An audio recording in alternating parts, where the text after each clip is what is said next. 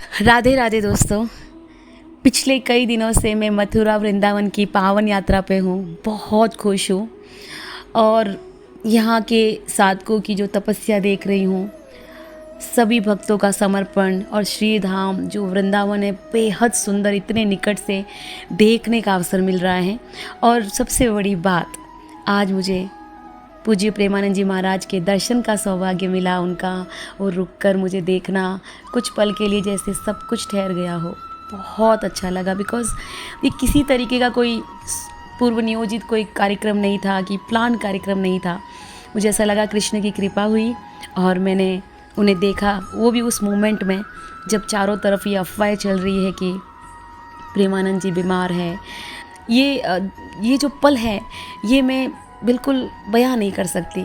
मुझे इस वास्तविकता को स्वयं देखने और समझने का जो अवसर मिला, इसलिए मैंने सोचा कि देखो, चलो मैं आपको आज बताती हूँ कि मैंने क्या देखा, क्या जाना, उसे आप सबके साथ साझा करती हूँ। इन दिनों कुछ लोग तो ये प्रचार कर रहे हैं कि महाराज जी बहुत अस्वस्थ है, किसी से मिलना नहीं चाहते, एकांतवास में चले गए हैं। लेकिन इसके पीछे के मकसद को जब मैंने जाना, तो सच में आप सभी से भी यही कहना चाहूँगी कि बिना वेरीफाई किए किसी भी तथ्य को स्वीकार नहीं करना चाहिए।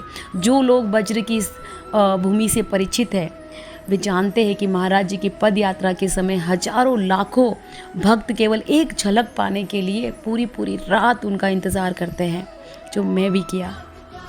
ये उनके जो भक्त हैं, उनका प्रेम है, ये उनकी श्रद्धा का प्रमाण है। किंतु उसी मार्ग पर ऐसे साधक और जो कोसों कोसों जो परिक्रमा कर रहे हैं, 84 कोस परिक्रमा कर रहे हैं, वज्र यात्रा कर रहे हैं, गोवर्धन परिक्रमा कर रहे हैं, वो सारे आध्यात्मिक अनुष्ठान भी चल रहे हैं क्योंकि ये पुरुषोत्तम मास चल रहा है। और बहुत ज़्यादा भीड़ जब किसी मार्ग में एकत्र होती है तो यात्रियों और साधकों को कठिनाई का सामना हमेशा करना पड़ता है। इसलिए यदि व्यवस्था और श्रद्धालुओं के हित को ध्यान में रखते हुए कोई संदेश दिया जाए कि उसका उद्देश्य सभी भक्तों की सुविधा और कल्याण का जब हो, तो इसका अर्थ ये नहीं कि महाराज किसी से मिलना नहीं चाहते या अस्वस्थ है या उन्होंने किसी से नहीं मिलने का प्रण ले लिया है, ऐसा नहीं है। संतों को समझने के लिए समाचार नहीं या सोशल मीडिया नहीं, उनके भाव को समझना आवश्यक है। जो व्यक्ति स्वयं पूरे समय, अपना पूरा जीवन, पूरा एक एक लम्हा लोक कल्याण और भक्ति, नाम जप और लोगों को ईश्वर से जोड़ने में लगा रहा हो, उसके विषय में ये अनुमान, ये अफवाहें किस आधार पर और कैसा निष्कर्ष आप सब निकाल रहे हैं, गलत है। कुछ लोग तो बहुत ज़्यादा कह रहे हैं। सो मेरा आप सभी से निवेदन है, यदि हम वास्तव में महाराज जी का सम्मान करते हैं तो अफवाह को नहीं, संदेश को आगे बढ़ाओ। क्योंकि किसी संत की सबसे बड़ी महिमा उनके बारे में चर्चाएं करना नहीं, बल्कि उनके बताए मार्ग पर चलना ही होता है। वज्र की जो रज है, ठाकुर जी की कृपा और संतों का सानिध्य, ये जीवन का सबसे बड़ा सौभाग्य जो मैंने महसूस किया।